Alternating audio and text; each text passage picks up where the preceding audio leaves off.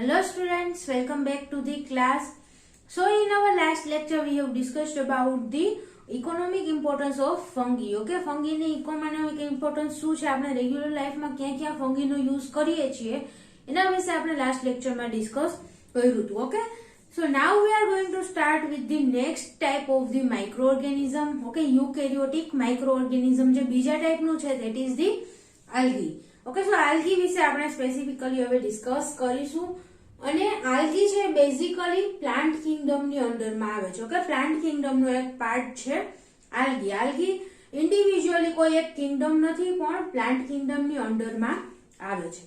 Okay, so algae is also known as the seaweed. Okay, seaweed છે, pond scrubs, okay, frog spittles, water mosses. Okay, આવા બધા નામથી ફંગીને ઓળખવામાં આવે છે.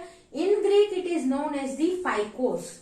ઓકે, ગ્રીકમાં આલ્ગીને ફાઇકોસ તરીકે ઓળખવામાં આવે છે અથવા તો કે આલ્ગીના ઘણા બધા નામ છે. ઓકે, લેટિનમાં એને આલ્ગા તરીકે ઓળખવામાં આવે છે. એવી જ રીતે સીવીડ, ઓકે, એટલે કે દરિયાની અંદર જે કંઈ પણ આલ્ગી પ્રેઝન્ટ છે તો સીવીડ તરીકે પણ ઓળખવામાં આવે છે, કેમ કે મેજોરિટી આલ્ગી છે એ સી ની અંદર જોવા મળે છે. તો આલ્ગીને સીવીડ તરીકે, પછી pond scrub, okay, pond scrubs, frog spittles, water mosses, okay, આ બધા નામથી આલ્ગીને ઓળખવામાં આવે છે. Okay, and the study of the algae. Algae related જે કંઈ પણ સ્ટડી થાય છે એ સાયન્સના કયા ફિલ્ડની અંડરમાં થાય છે? ઓકે, આલ્ગોલોજી. ઓકે, આલ્ગોલોજી. આલ્ગાનો મીનિંગ શું થાય તો કે આલ્ગી, અને લોજી એટલે કે સ્ટડી. ઓકે, કોઈ પણ વસ્તુની સ્ટડી થતી હોય તો એના માટે સફિક્સ શું લગાવવામાં આવે છે? લોજી.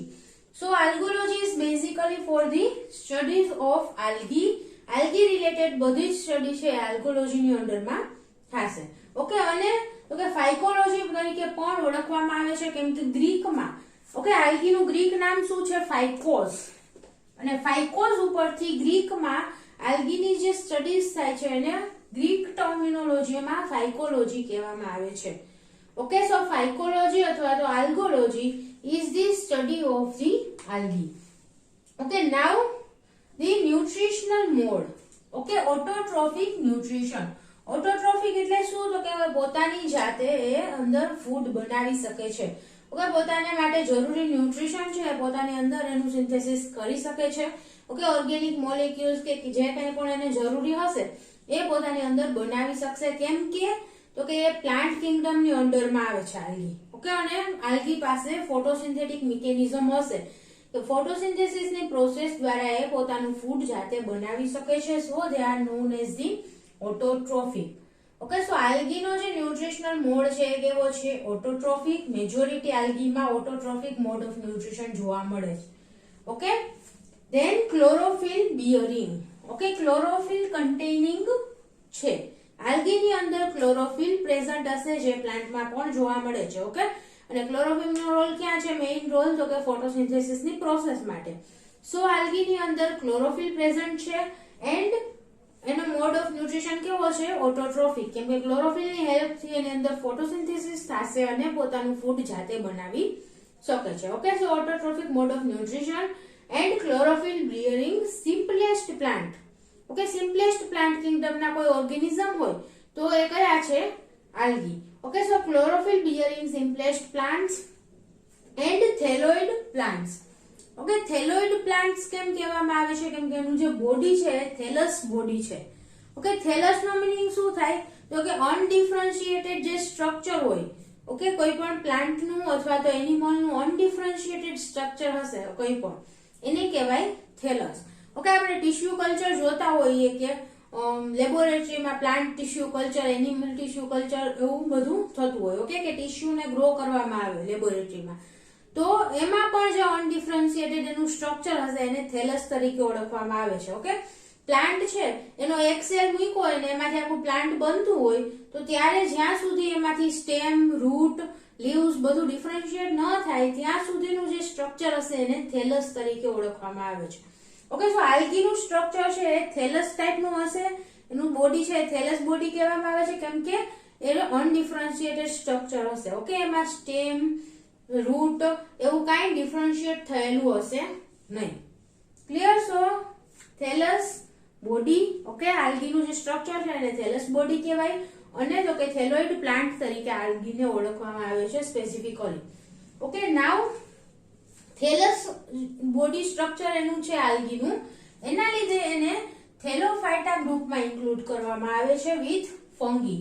ઓકે, ફંગીની સાથે થેલોફાઇટા ગ્રુપમાં ઇન્ક્લુડ કરવામાં આવે છે આલ્ગીને.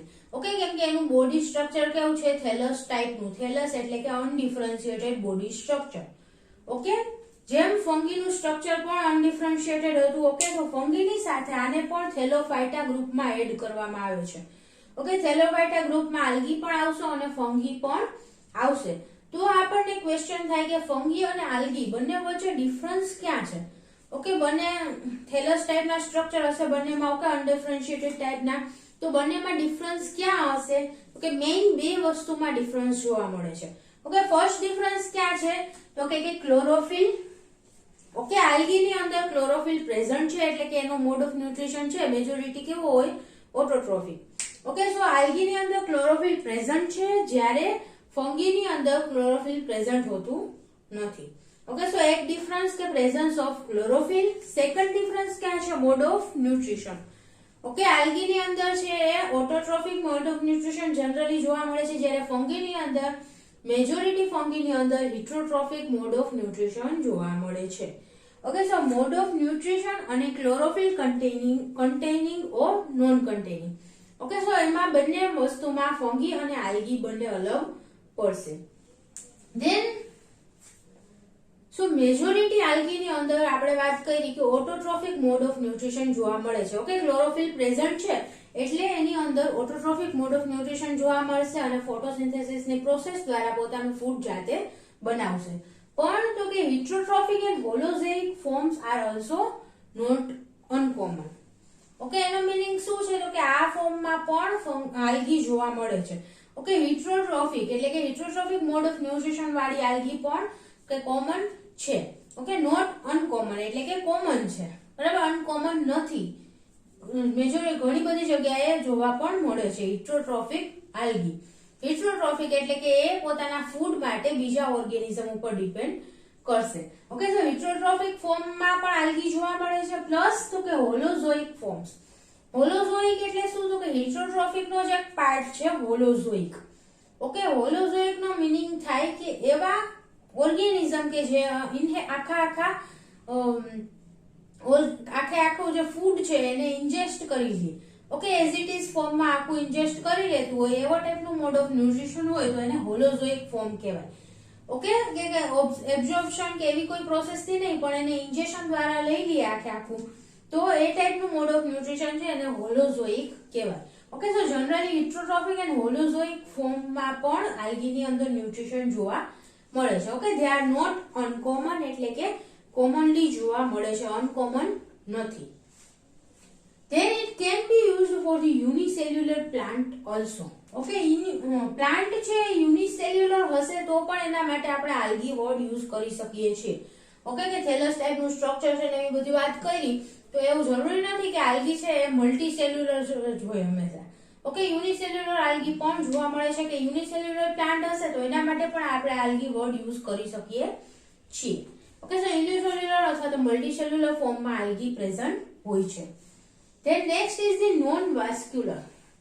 ઓકે, આપણે આલ્ગીની જે જનરલ કેરેક્ટરિસ્ટિક્સ છે આપણે પાછળ તમારી બુકમાં આપેલી છે પોઈન્ટ વાઇઝ. ઓકે, એ બધી જનરલ કેરેક્ટરિસ્ટિક્સ આમાં પણ ઇન્ક્લુડ થઈ જશે. ઓકે, આપણે જનરલ કેરેક્ટરિસ્ટિક્સ વિશે ડિસ્કસ કરી રહ્યા છીએ. So non vascular. Okay, non vascular એટલે કે શું? આપણી અંદર આપણું બોડી છે કેવું છે? વાસ્ક્યુલર. મીન્સ કે આપણા બોડીની અંદર ઘણી બધી વેસલ્સ પ્રેઝન્ટ છે. ઓકે, કે બ્લડ ના ટ્રાન્સપોર્ટ માટેની વેસલ્સ પ્રેઝન્ટ હશે, લિમ્ફ ના ટ્રાન્સપોર્ટ માટેની. ઓકે, એટલે આખા બોડીમાં વેસ્ક્યુલર સ્ટ્રક્ચર છે આપણા બોડીનું. ઓકે, કે કોઈ પણ બોડીનો એક સેલ છે ત્યાંથી બોડીના બીજા સેલ સુધી ટ્રાન્સપોર્ટ કરી શકાય. ઓકે, ઉપરના સેલ થી નીચેના પગના સેલ સુધી બધે જ ટ્રાન્સપોર્ટ થતું હોય અને બધી જગ્યાએ છે કોમન ન્યુટ્રિશન મળતું હોય. ઓકે, સો અહીંયા આપણી બોડીની અંદર વાસ્ક્યુલર સ્ટ્રક્ચર છે એટલે કે આખા બોડીમાં એક સરખું ન્યુટ્રિશન મળી શકે છે.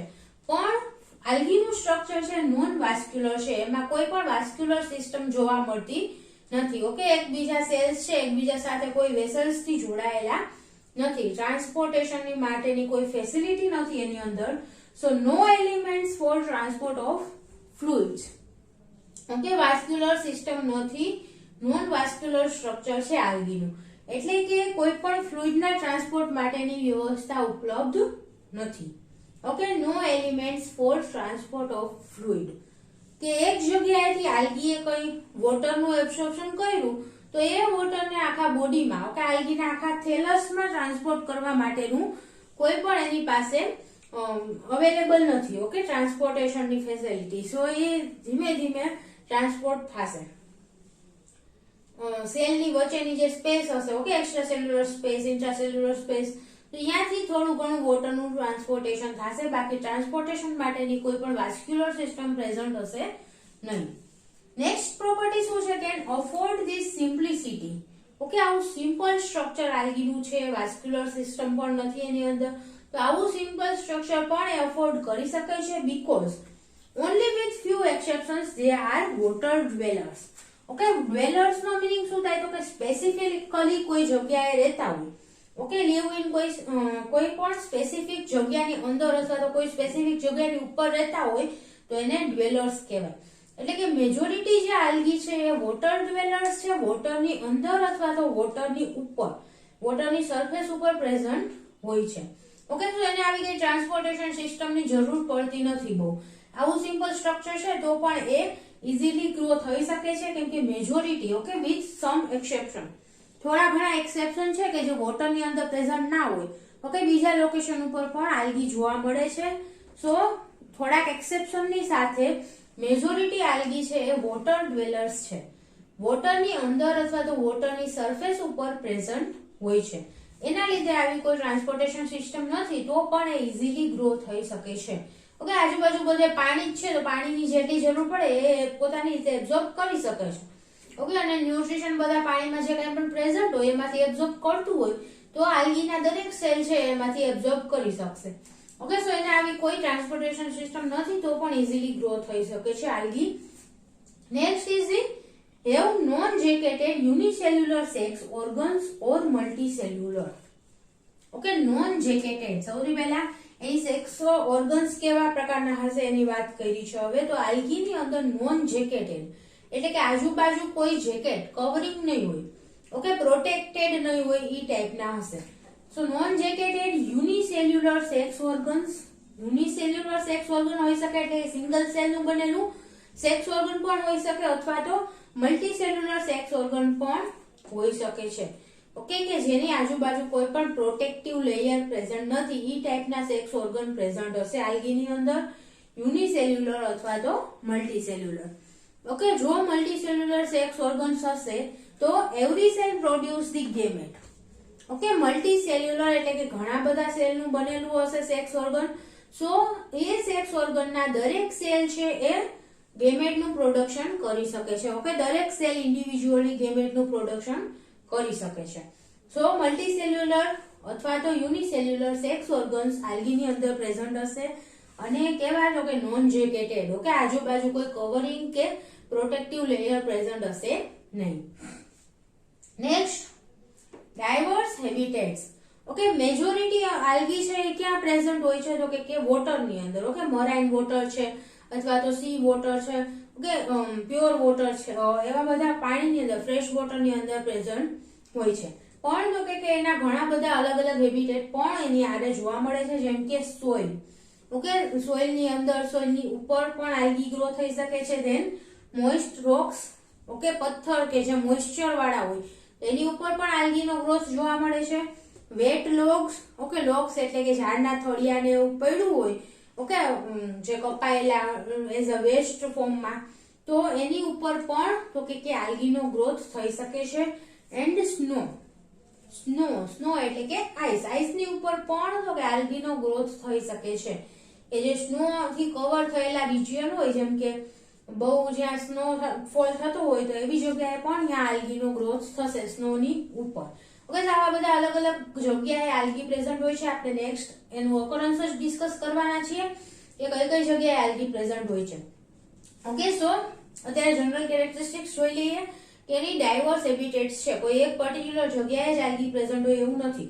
ઓકે, આવી રીતના અલગ અલગ જગ્યાએ આલ્ગીનો ગ્રોથ થઈ શકે છે. The next is the variety of pigments are present. Okay, variety of pigments. ઘણા બધા અલગ અલગ ટાઈપના પિગમેન્ટ છે આલ્ગીની અંદર જોવા મળે છે. ઓકે, ખાલી ક્લોરોફિલ એક જ પ્રેઝન્ટ છે એવું નથી, અલગ અલગ પિગમેન્ટ્સ ઓકે એની અંદર પ્રેઝન્ટ હશે અલગ અલગ ટાઈપની આલ્ગીની અંદર. So variety of pigments are present in the algae. Next is the mechanical tissue is absent. Okay, તો આપણે પહેલા જ વાત થઈ ગઈ કે અહીંયા થેલસ બોડી છે. થેલસ બોડી યાદ રાખવાનું, એટલે કોઈ પણ પ્રકારની વાસ્ક્યુલર સિસ્ટમ એની અંદર પ્રેઝન્ટ નહીં હોય. ઓકે, રૂટ સ્ટેમ એવું કઈ અનડિફરન્શિએટેડ સ્ટ્રક્ચર હશે એટલે કે મિકેનિકલ ટિશ્યુ પણ પ્રેઝન્ટ નહીં હોય. ઓકે, કઈ ટિશ્યુ જેવું સ્પેસિફિક સ્ટ્રક્ચર એની અંદર હશે નહીં, કેમ કે ટિશ્યુ પણ એક ડિફરન્શિએટેડ પાર્ટ જ થઈ ગયો. હ્યુમન બોડીમાં અલગ અલગ ટિશ્યુ જોઈએ આપણે તો એ પણ એક ડિફરન્શિએટેડ પાર્ટ છે, પણ તો કે આલ્ગીનું સ્ટ્રક્ચર કેવું છે, અનડિફરન્શિએટેડ છે. સો એમાં મિકેનિકલ ટિશ્યુ ટાઈપનું પણ કોઈ સ્ટ્રક્ચર જોવા મળશે નહીં, આખું અનડિફરન્શિએટેડ બોડી જ હશે એનું. Okay, next cell wall. હવે આલ્ગીની સેલ વોલ છે શેની બનેલી હશે તો કે સેલ્યુલોઝની બનેલી સેલ વોલ આલ્ગીની અંદર જોવા મળે છે, કેમ કે it is a plant. Okay, પ્લાન્ટનો જ એક પાર્ટ છે, સો એની સેલ વોલ કેની બનેલી હશે, સેલ્યુલોઝની. Next reserve food. Reserve food એટલે કે આલ્ગીની અંદર જે ફૂડનું સ્ટોરેજ થતું હોય તો એ ફૂડ સ્ટોરેજના કયા કયા ફોર્મ્સ છે કે જે ફોર્મમાં આલ્ગી એની અંદર ફૂડનું સ્ટોરેજ કરે. ઓકે, જેમ કે આપણી અંદર ફૂડનું સ્ટોરેજ થતું હોય તો એ કયા ફોર્મમાં થતું હોય, ગ્લાયકોજન ફોર્મમાં. ઓકે, સો એવી જ રીતે અહીંયા આલ્ગીની અંદર સ્ટોરેજ ફૂડનું થશે in the form of the starch, oil, protein and lipid. Okay, એટલે કે લિપિડ, પ્રોટીન, સ્ટાર્ચ એ બધાના ફોર્મમાં સ્ટોરેજ થશે. ઓકે, એનર્જીનું સ્ટોરેજ થશે અથવા તો એઝ અ રિઝર્વ ફૂડ આ બધા મોલેક્યુલ્સ એની અંદર પ્રેઝન્ટ હશે. Then sexual reproduction. Okay, sexual reproduction અને એસેક્સ્યુઅલ રીપ્રોડક્શન બંને ટાઈપના રીપ્રોડક્શન આલ્ગીની અંદર જોવા મળે છે, sexual and asexual. Sexual reproduction is by the isogamous, anisogamous or oogamous type. Okay, આ ત્રણ ટાઈપ વિશે આપણે લાસ્ટ લેક્ચરમાં ડિસ્કસ કર્યું હતું કે ફંગીની અંદર જોયું હતું કે ત્રણ ટાઈપના રીપ્રોડક્શન થતા હોય. ઓકે, આઇસોગેમસ એટલે શું હતું તો કે મોટાઇલ અને સેમ સાઇઝના સેમ સ્ટ્રક્ચર વાળા જ્યારે ગેમેટ્સ ફ્યુઝ થાય. ઓકે, મેલ ગેમેટ અને ફિમેલ ગેમેટ બંનેની સાઇઝ સેમ હોય, બંનેનું સ્ટ્રક્ચર સેમ હોય અને બંને મોટાઇલ હોય તો એવા બે સેલ જ્યારે ફ્યુઝ થશે તો એ ફ્યુઝનને કહેવાય આઇસોગેમી. ઓકે, સો આઇસોગેમસ ટાઈપનું પણ સેક્સ્યુઅલ રિપ્રોડક્શન જોવા મળે. ઓકે, આઇસોગેમી એટલે કેવું તો કે બંને જે મેલ ગેમેટ અને ફિમેલ ગેમેટ ઓકે બંને હશે, બંનેની સાઇઝ સેમ હશે, બંનેનું સ્ટ્રક્ચર સેમ હશે. ઓકે, અને બંને કેવા હશે, મોટાઇલ. ઓકે, ફ્લેજેલેટેડ. તો આ ટાઈપનું જે ફ્યુઝન છે, આ ટાઈપનું જે રિપ્રોડક્શન છે સેક્સ્યુઅલ એને કહેવાય આઇસોગેમસ. પછી બીજું ટાઈપ છે એનિસોગેમસ. એનિસોગેમસમાં શું હતું તો કે બંને મેલ ગેમેટ અને ફિમેલ ગેમેટ બંને કેવા હશે, મોટાઇલ. બંનેનું સ્ટ્રક્ચર પણ સેમ હશે, ડિફરન્સ ક્યાં હશે તો કે ખાલી સાઇઝમાં. ઓકે, એકની સાઇઝ મોટી હશે અને એકની સાઇઝ નાની હશે. તો આ ટાઈપનું જ્યારે સેક્સ્યુઅલ રિપ્રોડક્શન થતું હોય તો it is known as the anisogamous. Okay, શું એનિસોગેમસમાં તો કે એના બંનેના સ્ટ્રક્ચર સેમ હશે, બંને મોટાઇલ હશે, પણ ડિફરન્સ ક્યાં હશે તો કે ખાલી બંનેની સાઇઝમાં. ઓકે, આઇસોગેમસ એટલે કે બંને સેમ જ હશે, સ્ટ્રક્ચર સેમ, સાઇઝ સેમ, મોટાઇલ હશે. ઓકે, મેલ ગેમેટ અને ફિમેલ ગેમેટ. તો આ ટાઈપનું જે ફ્યુઝન થશે એ સેક્સ્યુઅલ રિપ્રોડક્શન ને કેવું કહેવાય, આઇસોગેમસ રિપ્રોડક્શન. ઓકે, સેકન્ડ એનિસોગેમસ કોને કહેવાય તો કે બંને મોટાઇલ હશે, મેલ ગેમેટ ફિમેલ ગેમેટ બંને મોટાઇલ હશે, બંનેના સ્ટ્રક્ચર સેમ હશે, ખાલી ડિફરન્સ ક્યાં હશે, સાઇઝમાં. ઓકે, એક નાનું હશે, એક મોટું હશે. તો આ ટાઈપનું સેક્સ્યુઅલ રિપ્રોડક્શન છે એને એનિસોગેમસ કહેવાય. And third is the oogamous. Oogamous એટલે શું તો કે egg cell. Okay, female gamete છે એ કેવું હશે, નોન મોટાઇલ હશે, જ્યારે નોન મોટાઇલ અને લાર્જ સાઇઝનું હશે ફિમેલ ગેમેટ. ઓકે, અને મેલ ગેમેટ છે એ સ્મોલર સાઇઝના હશે અને ઓકે મોટાઇલ હશે. ઓકે, સ્મોલર સાઇઝના મોટાઇલ હશે અને ઓકે ફિમેલ ગેમેટ છે અથવા તો એગ તરીકે પણ આપણે એને ઓળખીએ છીએ. ઓકે, સો એગ સેલ છે એ લાર્જ અને નોન મોટાઇલ હશે, જ્યારે સ્પર્મ સેલ છે એ સ્મોલર અને મોટાઇલ હશે તો આ ટાઈપનું જે સેક્સ્યુઅલ રિપ્રોડક્શન છે એને કહેવાય ઉગેમસ. ઓકે, સો 3 ટાઈપના સેક્સ્યુઅલ રિપ્રોડક્શન આલ્ગીની અંદર પણ જોવા મળે છે, જે ફંગીની અંદર પણ પ્રેઝન્ટ હતા. ઓકે, બંનેમાં કોમન છે. Next is the unfavourable conditions. Okay, under unfavourable condition they multiplies asexually. Okay, under favourable condition, favourable condition જ્યારે મળશે આલ્ગીને તો એસેક્સ્યુઅલ રિપ્રોડક્શન પણ એની અંદર જોવા મળે છે. It can multiply by asexual reproduction. Okay, so બંને ટાઈપનું રિપ્રોડક્શન આલ્ગીની અંદર જોવા મળશે, સેક્સ્યુઅલ એન્ડ એસેક્સ્યુઅલ. સેક્સ્યુઅલ માટેની કન્ડિશન હશે તો સેક્સ્યુઅલ રિપ્રોડક્શન થશે અને ફેવરેબલ કન્ડિશન પ્રોપર મળશે તો એસેક્સ્યુઅલ રિપ્રોડક્શન પણ થઈ શકે છે. After gametic fusion no embryo formed. Okay, gamete fuse થાય, male gamete female gamete. Okay, sexual રિપ્રોડક્શનમાં બંનેનું ફ્યુઝન થશે પછી એમ્બ્રિયોનું ફોર્મેશન થશે નહીં. ઓકે, પર્ટિક્યુલર એમ્બ્રિયો ફોર્મેશન થશે નહીં, ડાયરેક્ટલી એમાંથી નવા ઓર્ગેનિઝમનું જનરેશન થઈ જશે. So no embryo form. Next is the haploid and diploid life cycles are independent. Okay, haploid ટાઈપની અને ડિપ્લોઇડ ટાઈપની. ઓકે, હેપ્લોઇડ એટલે કે n સિંગલ ટાઈપના ક્રોમોઝોમ પ્રેઝન્ટ હશે, જ્યારે 2n ડિપ્લોઇડ એટલે કે જોડીમાં પ્રેઝન્ટ હોય ક્રોમોઝોમ. ઓકે, સેમ ક્રોમોઝોમ ડુપ્લિકેટમાં હોય.